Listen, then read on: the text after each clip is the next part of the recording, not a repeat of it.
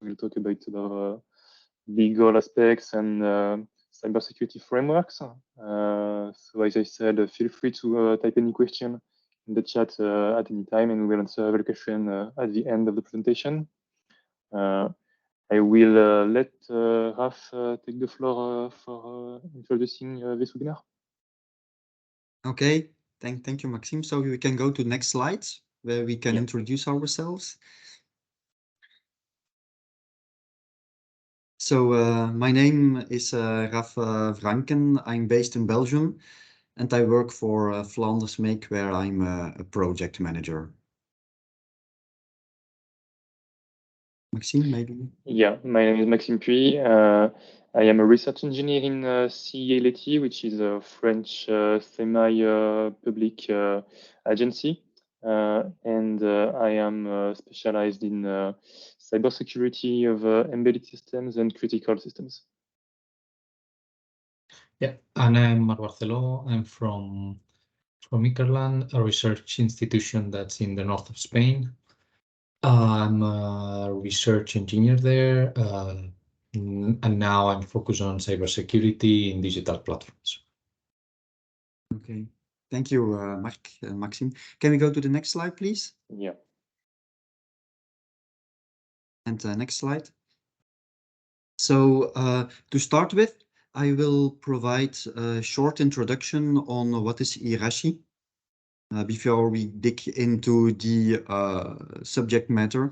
So EARASHI is a letterwork which stands for Embodied AI Robotics Applications for a Safe Human-Oriented Industry. And basically this summarizes what EARASHI stands for and what is the goal and the focus of EARASHI. Next slide. So what we observe in the market is that the adaptation of new technologies is hampered, is limited very often by user acceptance, because the technology is not really human-centric. So people sometimes are aware that technology will take away their job because robots will take over, or that they will lose their job. So the objective of EARASHI is actually to demonstrate the added value of human-centric AI, and throughout the application experiments, the challenges which have been put forward, this is the all-encompassing goal of EARASHI. Next slide, please. So EARASHI is a consortium which consists out of multiple partners in multiple countries. So we have Steinbeis out of Germany, we have AMS, Flanders Make, and Sikimo coming from Belgium. We have CEA, Minalogic, ST, Blomorpho, who are coming from France. We have Mondragon, Ikerland, and Aldacan coming from Spain, and finally Inegi coming from Portugal. And so the project runs for 42 months. It started in September of 22 and goes until February of 2026. And we have a total budget of 2 million euro, which will be spread over 2 open calls. And so each selected application experiment can be awarded up to 200k euro. It is aimed at startups who will be 100% funded, sorry, and SMEs who will be funded for 70%. Next slide, please. So what we want to do is to demonstrate solutions using artificial intelligence, data, robotics, and automation, and show how these technologies, these solutions can support workers, operators in their daily tasks, improve their working conditions, their ergonomics, and this ergonomics can be physical, so people having to lift very heavy loads, but also can be social conditions, having stress and so on, and to help them to increase their performance, to increase their efficiency, but still taking care of providing them a safe work environment, a secure environment, and a resilient environment. Next slide. So as mentioned, we are today at the first open call. The first open call goes until Friday, May 12th at 5 o'clock. At that moment, all submissions have to be available, and the first open call will be closed. The duration then will be between 15 and 18 months, and it is open for startups and SMEs. And if you want to have more information and you still are not aware of our website, for all clarity, we have added it here for your convenience. And with this, I think I can wrap up the setting the scene and the introduction of EARASHI, and I give the word to Maxime to dig more into the real essence of this webinar.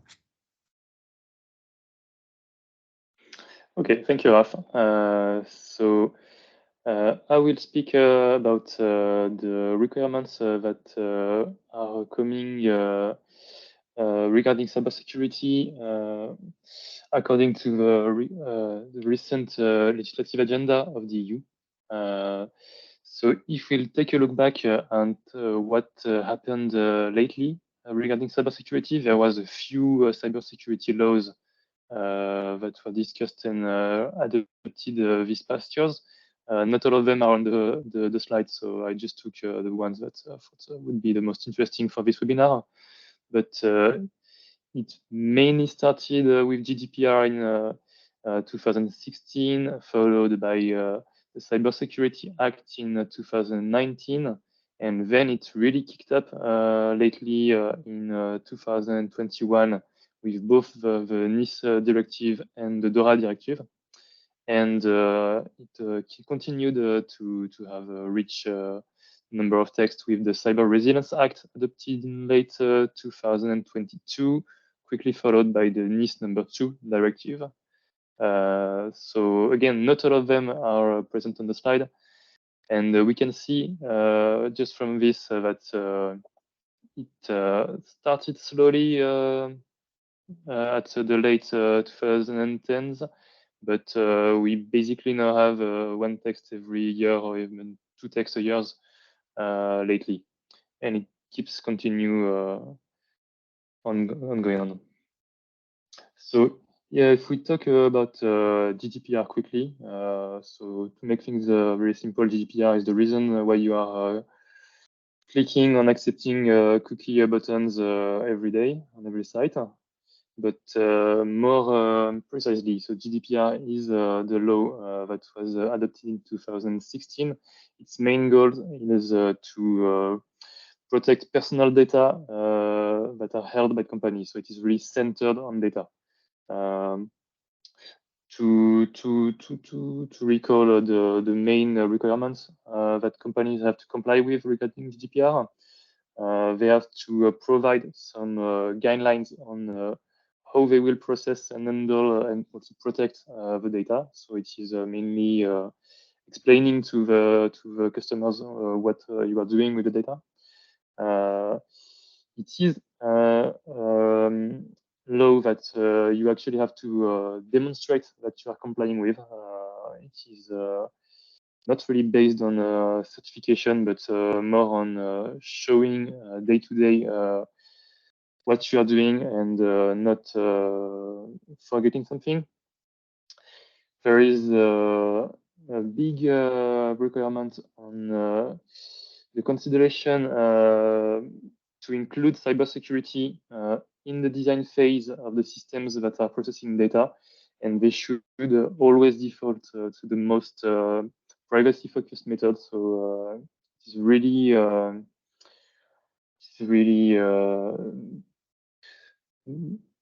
privacy-centric.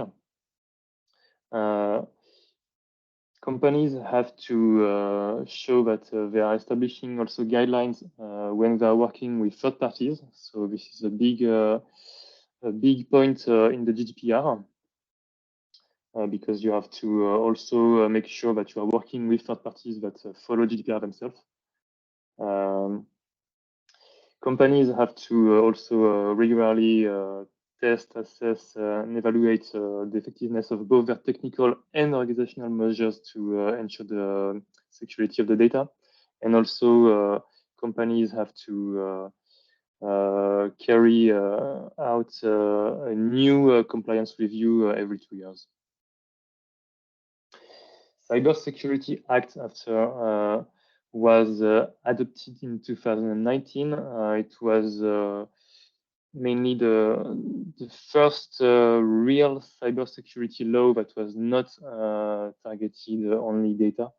There was two main contribution in this law. The first one was to strengthen and basically create the ENISA. So ENISA is the EU cybersecurity agency, the alter ego of NSA in the US. The role of ENISA that was strengthened by Cybersecurity Act is mainly the development and support of all the European policies regarding cybersecurity. ENISA also has an expertise mandate on some specific questions that Parliament can ask them.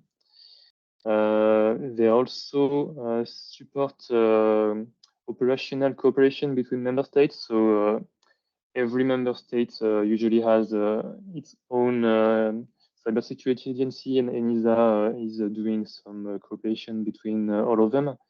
And also ENISA has a mission on awareness raising with the publication of documents, webinars, etc.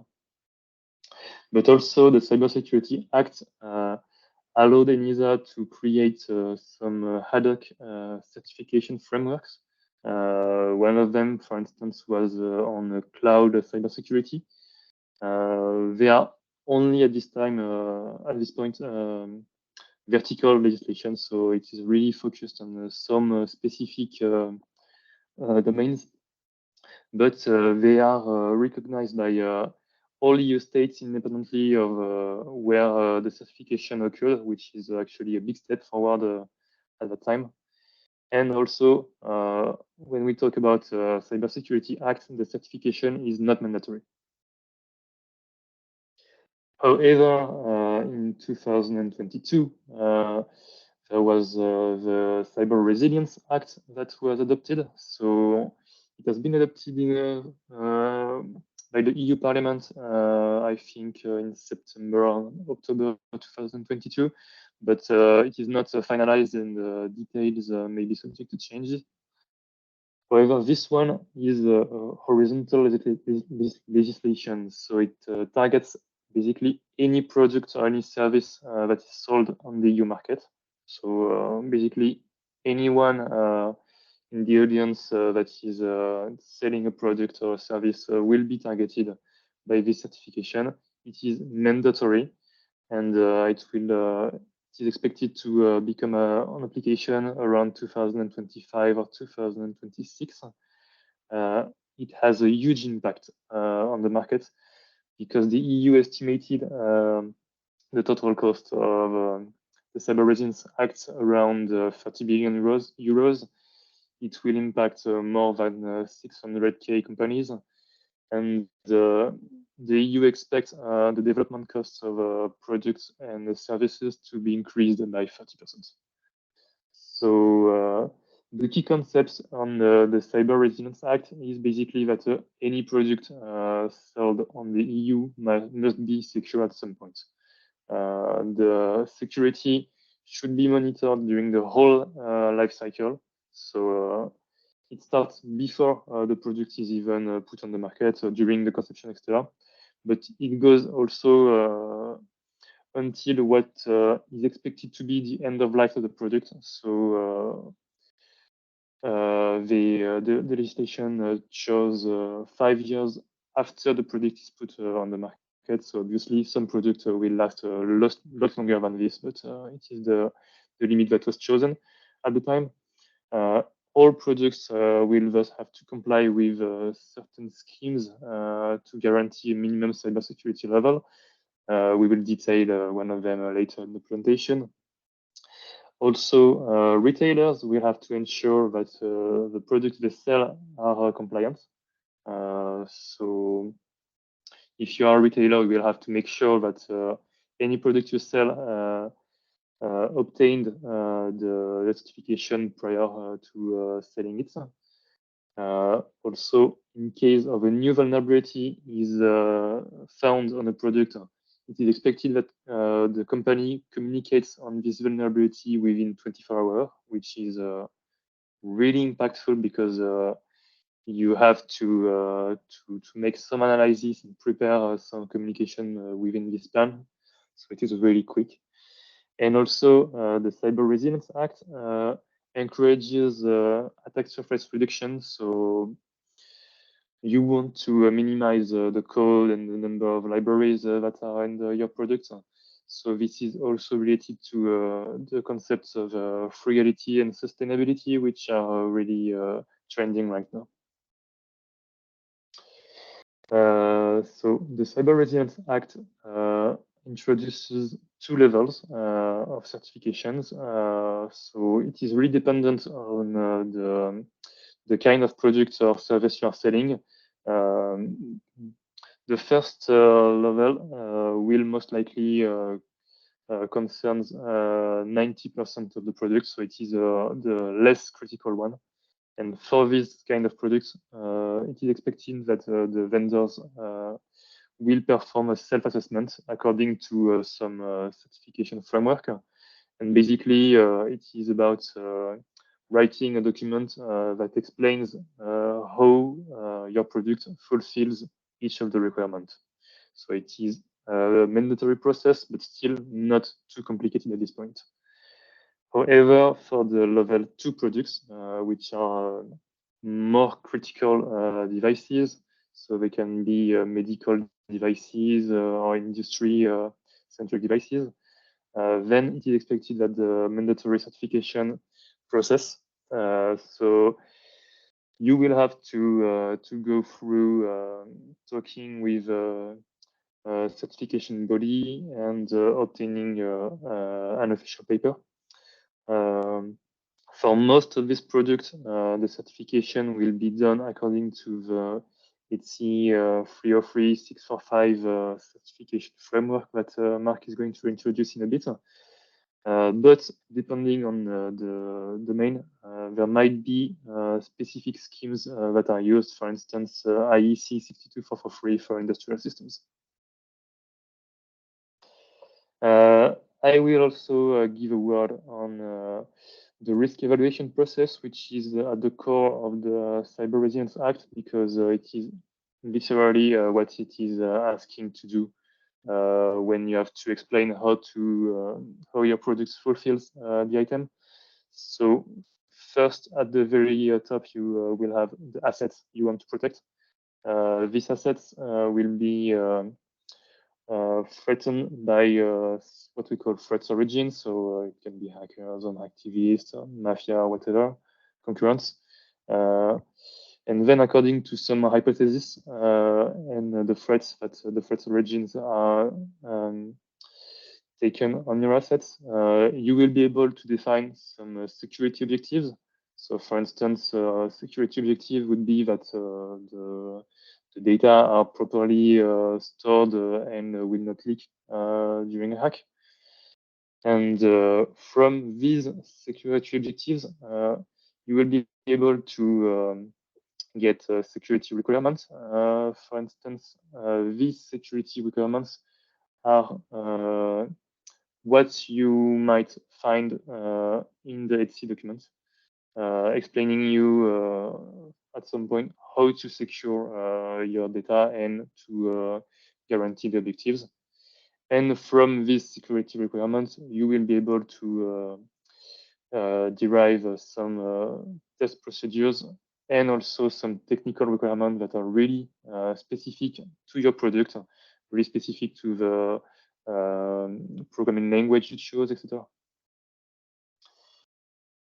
And with this risk assessment done, you then can start the certification process. So this is mainly for level 2 or for level 1 companies that would like the certification to as a marketing impact.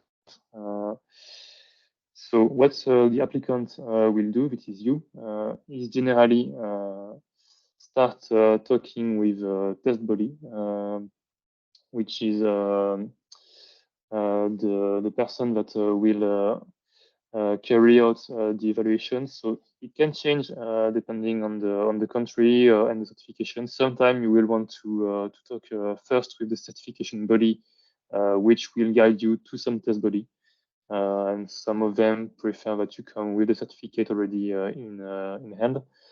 But you will have to talk with the test body and show that you are in line with the requirements.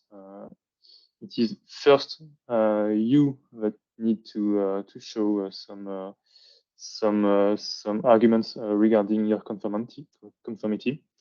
And also then the test body will be able to perform some evaluation and give you some test reports. Then with this test report, so you will be able to ask the certification body on the right for a certificate, and they will give you the certificate if the test body gave you a positive verdict. And also both the test body and the certification body are both accredited by some specific accreditation body. It is the COFRAC in France, but every country has its own. And also the test body and the certification body both work together to make sure they are up to standards.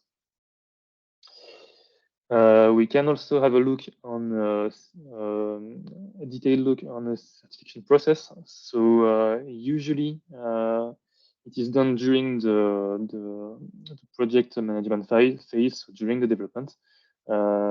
You may have a pre-assessment at some point to just make sure that you are going on the right path. But when the real certification starts, you will contact the test body, and they will perform a document review. So they will make sure that you have the correct document. So for instance, the data handling guidelines regarding GDPR or the document that you self-fulfilled for Cyber Resilience Act.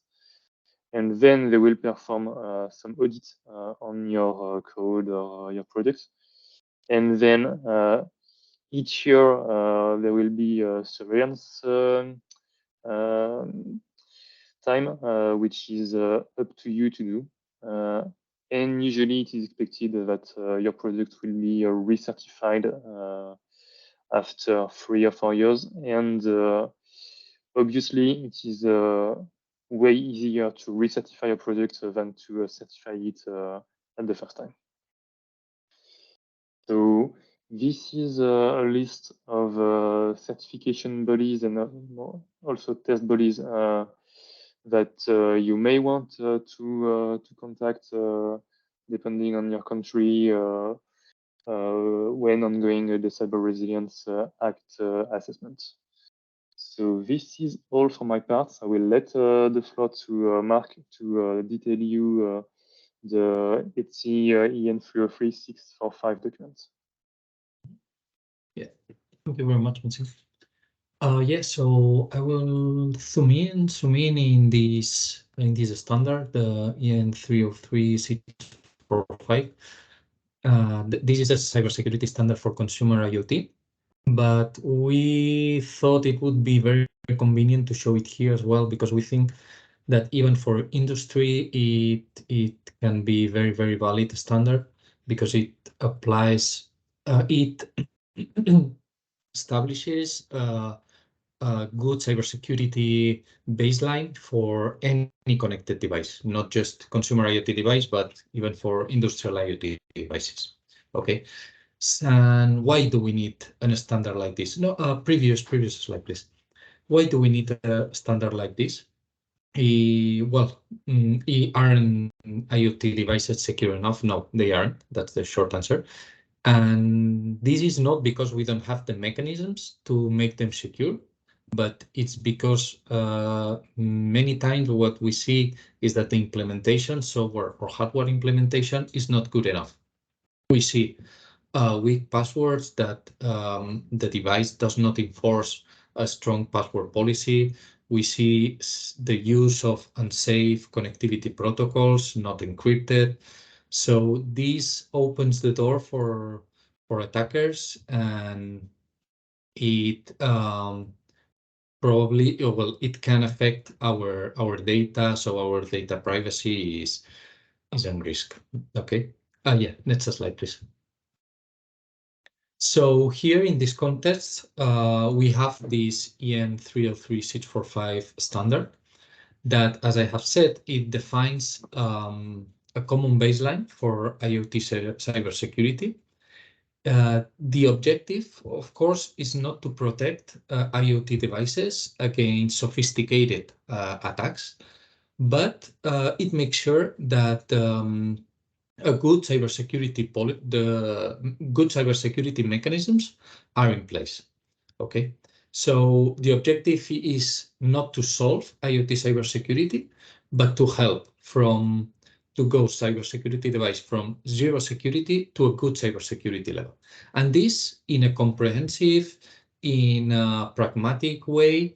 So it's a standard that's focused on best practices, and we believe that this approach is probably the best one, particularly for SMEs. Okay, and it's very important as well that it considers the high heterogeneity we have in IoT devices. Otherwise, it would be impossible to establish a good standard for any IoT devices. We know that we have IoT devices that are very, very limited, and IoT devices that can be almost considered a computer. So this heterogeneity should be considered, and we will see it in the requirements in a minute. Next slide, please. But first of all, let's see the elements that are involved in this standard. Okay. Of course, first of all, we have the DUT, the device under test. That's the device that's going to be evaluated. Then we have two organizations. That's the supplier organization and the test laboratory. The supplier organization is typically the owner of the device and is the one requesting the evaluation. And then the test laboratory is the one that will perform the test. Okay, and we have two documents involved, the ICS and the ITSIT. The ICS, what it does is establishes the boundaries of the test. So everything is well defined. Everything that's going to be tested is well defined before starting the test. And the ITSIT document, what will provide is information that will help the test laboratory to implement the test.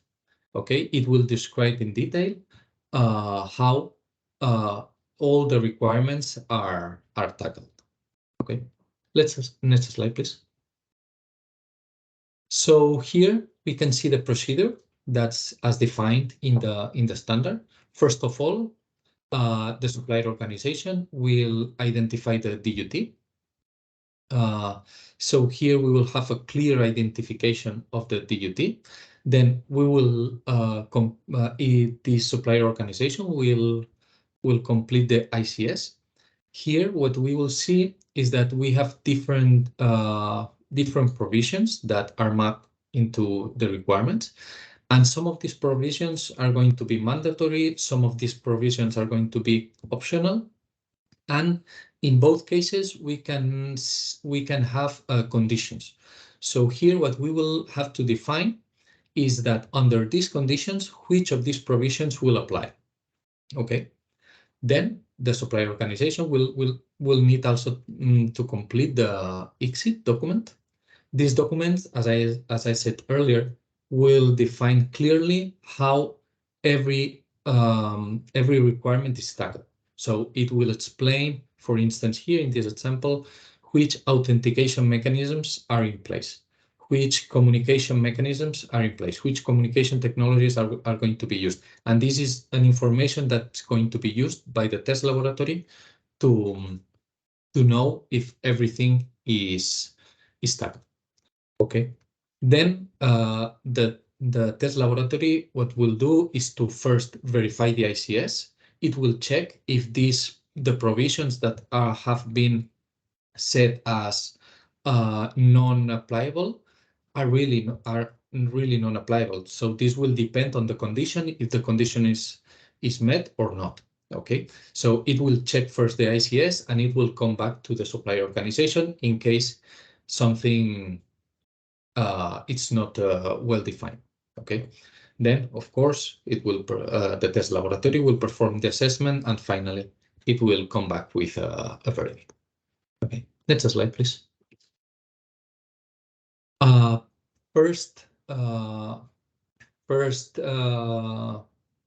Before listing the requirements, I want to point out here some of the documents that can be useful for you regarding this standard. The first one is the requirements definition. So here you will find a clear definition of each of the requirements.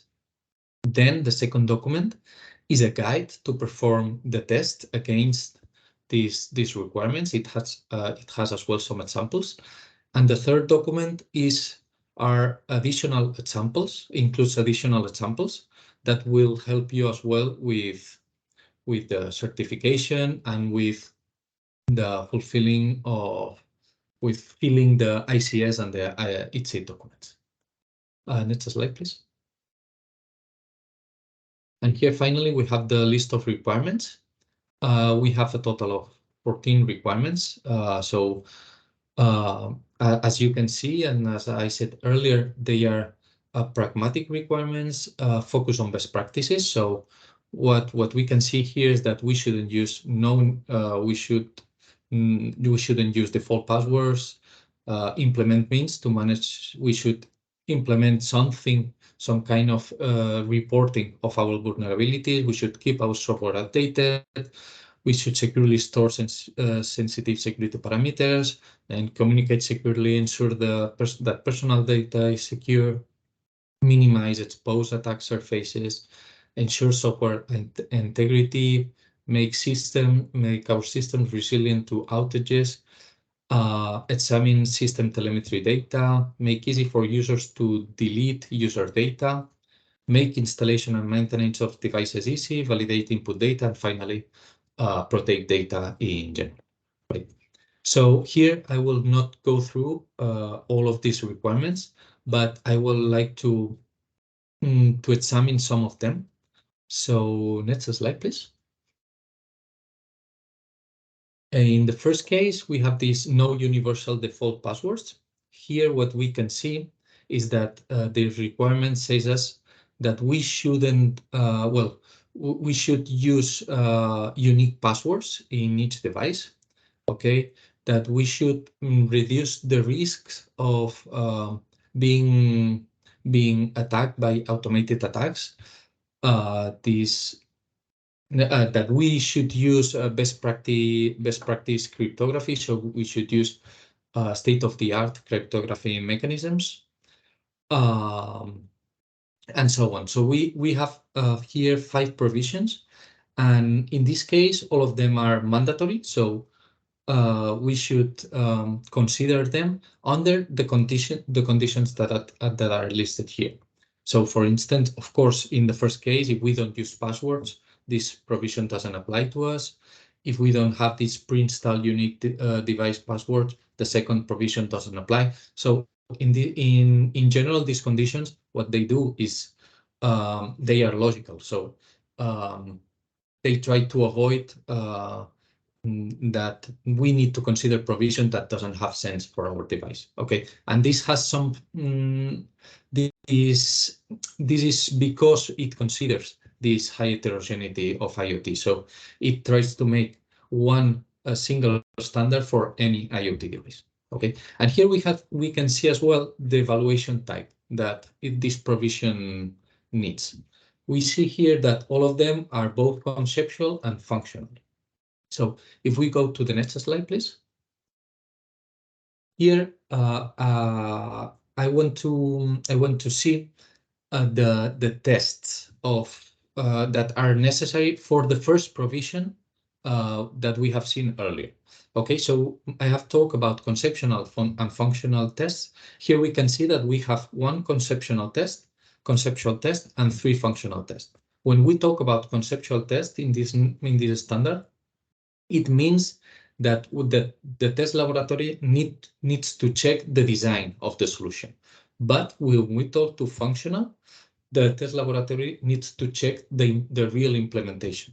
So here, with the information provided in the 8C document, the test laboratory should be able to test if every of these tests that apply to this provision are met. Okay, next slide, please.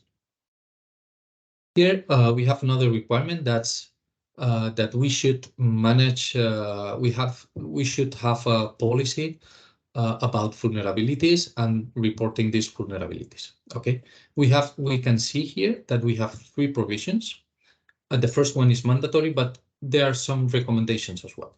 So in the first case, it's mandatory and without any condition. So it always applies. So, and it says that we should have this vulnerability disclosure policy available, right? And it has different tests that we should consider, both conceptual and functional. And we have also some recommendations that in this case is that we should disclose these vulnerabilities in a timely manner. As we can see here, sometimes these recommendations are best practices, but of course it's very difficult to test them. So at the very end is a recommendation and not something that we need to strictly consider. Okay, so next slide, please. This third requirement is about storing securely our parameters, especially those that are highly sensitive. Okay, here we can see that we have 4 mandatory provisions, and the first one is related with the persistent storage. How do we store our parameters in persistent storage? The second one, it talks about that everything that's stored in the device, everything that's hard code, regarded to this the identity of the device or any other sensitive parameter, should be tampering resistant. Okay, and then we have one provision that's mandatory without any condition, so it applies always, and it says that we should never have any hard-coded critical parameter, hard code in our software code. Okay, and yeah, and that's it. And then we have this the last one that we should have a mechanism to create identities that should be unique per device. Okay, next slide, please. And here is the last requirement that we will see here in this talk. But I thought it was worth to consider here because it's about communication and secure communication, and that's very, very critical in any IoT device. Okay, so here we have several provisions, 8 in total, that talk about how should we communicate, how should be the communication between the device and the world. Okay, we have some mandatory requirements, some mandatory provisions, some recommendations as well. But of course, the first one, maybe the most important one, that we should use always best practice cryptography, and this will be up to the test laboratory to evaluate if we are using this best practice cryptography in our IoT device. Okay, then there are other that are actually very important as well, that we should have updatable primitives. The access to the device should be always protected, and if it allows, this access allows to change some security relevant configuration, this should be always protected by authentication, by previous authentication mechanism. And it talks about how should we encrypt our data. So if you want to go to each of these provisions in detail, please go ahead and consider the documents that I pointed out earlier, and you will have a lot of information there. And if you want some examples on what do they really mean, about an example on how to tackle these issues, you can go to the other two documents and you will have a much clearer understanding. Okay. And that's the last requirement that I wanted to review here. But as I said, you will have much more information in the documents that I pointed out. So next slide, please. So here, next slide. So just to wrap up, here is some of the information that Raf provided to you earlier, and that's it for the technical information. So now we are open to questions. So please let us know if you have any. Thank you very much for listening. Thank you. Thank you, Mark. I see that we have here one question in the chat from Adam, and he asks, we've seen that more than 90% of EN 303645 is directly mappable to IEC 62443. Do you have similar view? Yeah, well, completely. Yeah.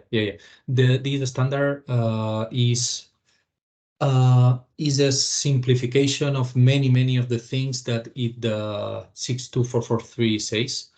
If you want to tackle the 62443 for an IoT device, I think the best option would be first observe these requirements in the 303645, because they are just a small subset of what these 62443 requires. Okay. Maybe also to add something, it is worth mentioning that it depends on which 62443 document we are talking about, because there are multiple cybersecurity frameworks within the 62443 which don't target the same things. So I would expect, Adam, you are talking about the number 42 document, which deals with project cybersecurity. Okay, thank you. Yeah. Are there any other questions from the audience? Feel free to unmute if you want.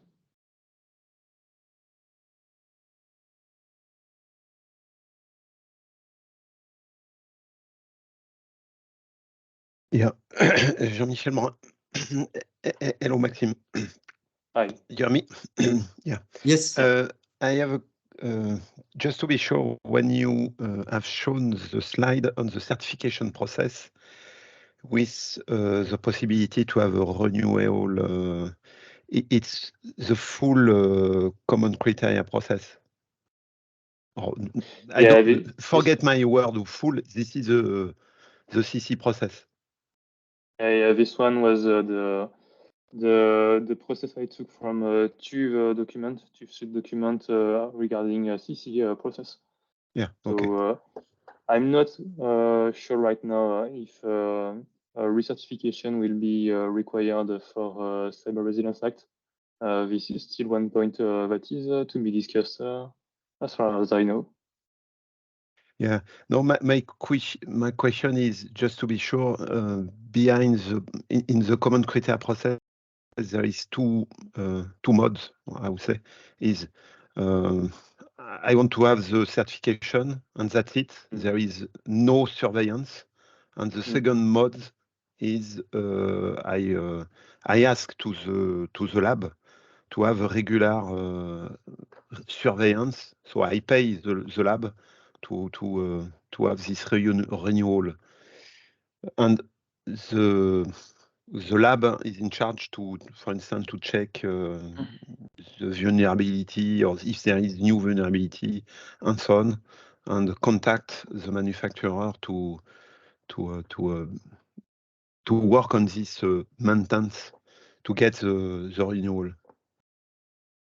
For me, this surveillance aspect is more about service that is proposed by the lab, because it is expected that the vendor will do the surveillance, but some lab are proposing this service, which is quite handy actually, and they allow to do it instead of the vendor. But I'm not sure that the common criteria actually require the lab to do it for the clients. I think it is part of the recertification process when they have to re-audit everything. Okay. And okay, and as you say, my comment is regarding the slide about certification process. There is potential misleading because in the CRA for the critical part, very critical, they speak about certification process, but the main I would say the main target is the NLF conformity assessment. So which not deliver a certificate. It's a specific word and specific all the NLF new legislative framework ecosystem. Just my comment. Okay. Yes. As you said, Michel, thank you. For the level 1 certification, it is only regarding self-assessment, and there is no actual certification to be obtained. I just wanted to show a random certification process as part of other possible framework like 62443, for instance, just to give some insights to the audience. Okay, thanks. I have another question from Adam, and he says, is there an official mapping by ETSI from the EN 303-645 standard to the IEC 62443? So basically, if I am compliant to a 0.4.2 SL vector, am I also compliant to EN 303-645? So if I have the first compliance, does it also apply to the other one? Yeah, to the best of our knowledge, this mapping is not done. I don't know about it. There's somewhere that that has been directly mapped. But for the second question, I will say no. They are two different processes with different objectives. So probably if you are already compliant with the 4.2, you have halfway done. You have almost everything ready in place for the other certification. But of course, I think you will need to go through the whole process because it does not. Both are cybersecurity standards that require, in some cases, the same, but they target different objectives. As I say, 303-645 is much more pragmatic than 62443, in my opinion. So you will need to go through with another certification process in this case.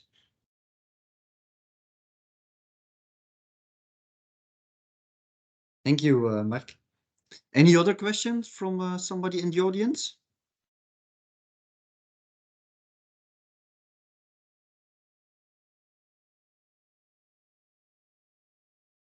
No? Okay.